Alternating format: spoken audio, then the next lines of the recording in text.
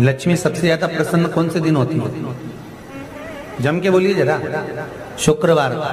तो शुक्रवार को लक्ष्मी सबसे ज्यादा प्रसन्न क्यों होती है? उसका प्रसन्न होने का कारण क्या था? लक्ष्मी जी के दो भाई थे, दोनों की शादी नहीं हो रही थी, दाता और विधाता, दोनों का विवाह नहीं हो रहा। और दाता विधाता के लिए लक्ष्मी बड़ी परेशान थी, रोज नारायण से कहती थी प्रभु कुछ कृपा करिए, दाता विधाता का विवाह नहीं हो रहा, उम्र होती चली जा रही, इनका कुछ करिए प्रभु, आप नारायण आप कुछ तो कर सकते हो। भगवान नारायण ने तब लक्ष्मी से कहा एक काम करो, बेलपत्री के पेड़ के नीचे बैठकर लक्ष्मी तुम अनुष्ठान करो तुम्हारे भाइयों के विवाह के लिए। इसलिए आज भी हमारे हिंदू धर्म की रीति है कि बेलपत्री के पेड़ के नीचे शाम के समय लक्ष्मी का वासा होता है। इसलिए लोग इस बेलपत्री के पेड़ के नीचे तुम्हारा रात्रि को शाम को 6 बजे से लेकर रात्रि को 8 बजे तक तुम्हारा निवास। जैसे पीपल के पेड़ में देवताओं का निवास, आपको आप लोगों ने यदि पद्म पुराण पढ़ी होगी या सुनी होगी तो उसमें स्पष्ट कहा है पीपल के वृक्ष की गणना, ध्यान देना, पीपल के वृक्ष में सुबह 4 बजे से लेकर 7 बजे तक ब्रह्मा जी का वासा होता है। पीपल के वृक्ष में सुबह 7 बजे तक ब्रह्मा जी का वासा, 7 बजे से लेकर 10:30 बजे तक पीपल के वृक्ष में भगवान विष्णु का वासा। कितनी बजे तक? 10:30। 10:30 से लेकर 11:30-12 बजे तक पीपल के वृक्ष में पितरों का वासा होता है। इसलिए हमारे यहाँ पितरों को श्राद्ध पक्ष में जो भोजन कराया जाता है वो 10:30 से 12 के बीच में कराया। 12 बजे के बाद पीपल के वृक्ष में दोपहर के 1:30 बजे तक आहूतों का वासा रहता है। आहूत कौन? जो गर्भ में शांत हो गए, जो कुंवारी अवस्था में शांत हो गए, जो जन्म लेने के बाद उनका विवाह नहीं हुआ और शांत हो गए, उन आहूतों का वासा उस पीपल के वृक्ष में दोपहर में 1:30 बजे तक रहता है। उसके बाद में प्रेतों का वासा चालू होता है। इसलिए दोपहर के समय पीपल के पेड़ की परिक्रमा नहीं। फिर शाम को 4 बजे से 7 बजे तक पीपल के वृक्ष में शंकर जी का वासा होता है, इसलिए शाम के समय पीपल की परिक्रमा नहीं। 7 बजे के बाद में पीपल के वृक्ष में रात्रि को 9 बजे तक कुबेर का वासा होता है। फिर 9 बजे के बाद में प्रेतवास चालू होता है। उसी तरह बेलपत्री का जो वृक्ष है, उस बेलपत्री के वृक्ष के नीचे रात्रि को 8 बजे से लेकर 12 बजे तक बेलपत्री के पेड़ के नीचे कुबेर का निवास होता है। महाराज कुबेर का निवास। प्रयास करा करो किसी बेलपत्री के पेड़ के नीचे हम दीप लगाएं, घी का दिया। यदि संपदा की कमी हो तो, अगर भगवान ने खूब संपदा दी है तो भले मत लगाओ, कोई दिक्कत। महामृत्युंजय मंत्र का यदि आप जाप करते और आपको मालूम पड़ गया कि शरीर में मुझे ये रोग हो गया है, मुझे शुगर हो गया है, मुझे बीपी हो गया है, मेरा ब्लड प्रेशर ऊंचा नीचा रह रहा है, कोई भयंकर रोग, मेरे रिश्तेदार को कोई कैंसर जैसा रोग हो गया, किसी को कोई थायराइड हो गया, किसी को कोई किडनी और लीवर में सूजन हो गई, किसी को कहीं किडनी और लीवर में तकलीफ हो गई, तो शिव महापुराण की कथा कहती है, नवग्रह शिव महापुराण की कथा कहती है कि बेलपत्री के वृक्ष के नीचे महामृत्युंजय मंत्र का जाप जो शुक्रवार की शुक्रवार घी का दिया लगा कर करता है, उसके रोग बाबा देवाधिदेव महादेव समाप्त करते चले जाते हैं। ये संजीवनी मंत्र शुक्रवार के दिन भगवान शंकर को शुक्र को दिया था, इसलिए उसको शुक्रवार के दिन बेलपत्री के वृक्ष के नीचे बैठ घृत का दिया लगाकर शरीर में जो रोग है उसका स्मरण कर कर शंकर जी से विनय कर कर, हे भोलेनाथ आपने शुक्र देवता को संजीवनी मंत्र दिया है, तो क्या आप मेरे को वो मंत्र प्रदान नहीं करोगे? मेरे रोग, मेरी बीमारी, मेरे दुख को आप नहीं हरोगे?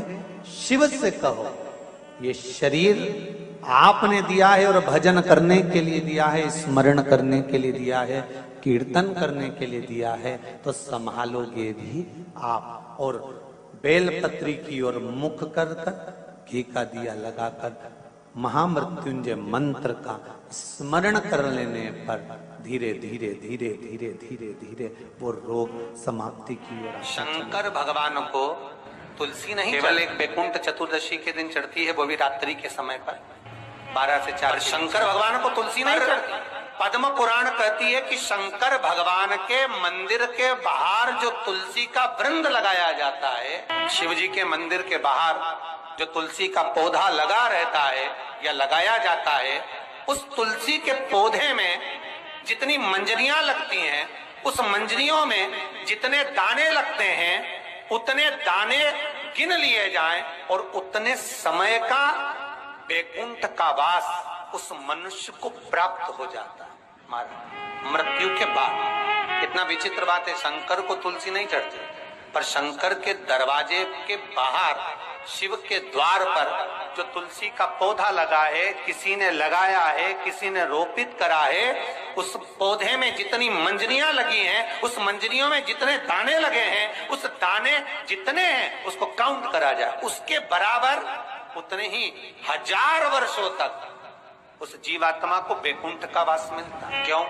उसकी कथा भी यहाँ पर वर्णन। भगवान विष्णु सामने शंकर के बैठे थे और भगवान शिव ने जब सत्यनारायण नाम रख दिया था, तब भगवान विष्णु शिव से कहते हैं नारायण, भगवान शंकर से कहते हैं भोलेनाथ, त्रिकालदर्शी, कैलाशी, अविनाशी, हे मेरे सारे विग्रह के साथ में लक्ष्मी मेरे साथ में। बहुत ध्यान देना मां, मैं अगर नारायण रूप में हूं तो लक्ष्मी मेरे साथ में, मैं राम रूप में हूं तो सीता मेरे साथ में, मैं कृष्ण रूप में हूं तो राधा मेरे साथ, मैं रंगनाथ रूप में हूं तो गोदा मेरे साथ में लक्ष्मी सदा विराजमान है। पर आज आपने मेरा जो सत्यनारायण नाम रखा है, मैं अपना संग किसको ले? तब भगवान शिव ने कहा, जब बाहर निकले जो रोपित मिले बस वही आपको समर्पित हो। तुलसी का पौधा रोपित था, उस तुलसी के दल को भगवान नारायण ने अपना संग बनाया। और बहुत ध्यान देना, सत्यनारायण की कथा हो, चाहे भागवत की कथा हो, चाहे विष्णु पुराण की कथा हो, इन सभी कथाओं में सबसे ज्यादा प्रसाद की महत्वता नहीं है जितनी तुलसी के दल की महत्वता है। क्योंकि सत्यनारायण के साथ में हरि के साथ तुलसी का स्मरण। आज सुनते हैं तुलसी माता की चालीसा। यह चालीसा सुनने से होती है हर रोगों से मुक्ति, मिलती है सुख समृद्धि का आशीर्वाद। तो एक बार बोलिए प्रेम से विष्णु भगवान की जय, तुलसी माता की जय, भगवती माता की जय। श्री तुलसी महारानी करो विनय सिरनाय, जो मम हो संकट विकट दीजे मात नसाय। नमो नमो तुलसी महारानी, महिमा अमित न जाए बखानी। दियो विष्णु तुमको सम्माना, जग में छायो सुयस महाना। विष्णु प्रिय जय जयंती भवानी, तिहु लोक की हो सुख खानी। भगवत पूजा करे जो कोई, बिना तुम्हारे सफल न हो। जिन घर तब नहीं होए निवासा, उस पर करे विष्णु नहीं वासा। करे सदा जो तब नित्य सुमरन, ते ही के काज होए सब पूरन। कार्तिक मास महात्म्य तुम्हारा, जाको जानत सब संसारा। तब पूजन जो करे कुमारी, पावे सुंदर वर सुकुमारी। करे जो पूजा नित प्रति नारी, सुख संपत्ति से होए सुखारी। वृद्धा नारी करे जो पूजन, मिले भक्ति होवे पुलकित मन। श्रद्धा से पूजे जो कोई, भव निधि से तर जावे सोई। कथा भागवत यज्ञ करावे, तुम बिन नहीं सफलता पावे। छायो तब प्रताप जग भारी, ध्यावत तुम्हि सकल चितधारी। तुम्हि मात यत्र तंत्र में, सकल काज सीधे होवे क्षण में। औषधि रूप आप हो माता, सब जग में तब यश विख्याता। देव ऋषि मुनि और तपधारी, करत सदा तब जय जयकारी। वेद पुराणन तब यश ज्ञाया, महिमा अगम पार नहीं पाया। नमो नमो जय सुख कारिणी, नमो नमो जय दुख निवारिणी। नमो नमो सुख संपत्ति देनी, नमो नमो अख काटन छेनी। नमो नमो भक्तन दुख हरनी, नमो नमो दुष्टन मद छेनी। नमो नमो भव पार उतारिणी, नमो नमो परलोक सुधारिणी। नमो नमो निज भक्तन उबारिणी, नमो नमो जन काज सवारिणी।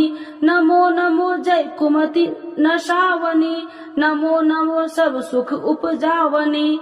जयति जयति जय तुलसी माई, ध्याऊ तुमको शीश नवाई। निज जन जानी मोहि अपनाओ, बिगड़े काज आप बनाओ। करूँ विनय मैं मात तुम्हारी, पूर्ण आशा करूँ हमारी। शरण चरण कर जोड़ी मनाओ, निस दिन तेरे ही गुण गाऊं। करहु मात यश अब मोह पर दाया, निर्मल होए सकल मम काया। मांगू मात या वर दीजे, सकल मनोरथ पूर्ण कीजे। जानू नहीं कुछ नेम उचारा, क्षमहु मात अपराध हमारा। 12 मास करे जो पूजा, ताशम जग में और न दूजा। प्रथम ही गंगा जल मंगवावे, फिर सुंदर स्नान करावे। चंदन अक्षत पुष्प चढ़ावे, धूप दीप नैवेद्य लगावे। करे आचमन गंगा जल से, ध्यान करे हृदय निर्मल से। पाठ करे फिर 40 की, स्तुति करे मात तुलसी की। यह विधि पूजा करे हमेशा, ताके तन नहीं रहे कलेशा। करे मास कार्तिक का साधन, शोभे नित्य पवित्र सिद्ध होई जाई।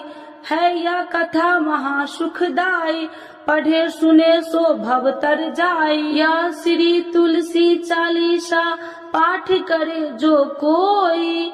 गोविंद सो फल पावही, जो मन इच्छा होई।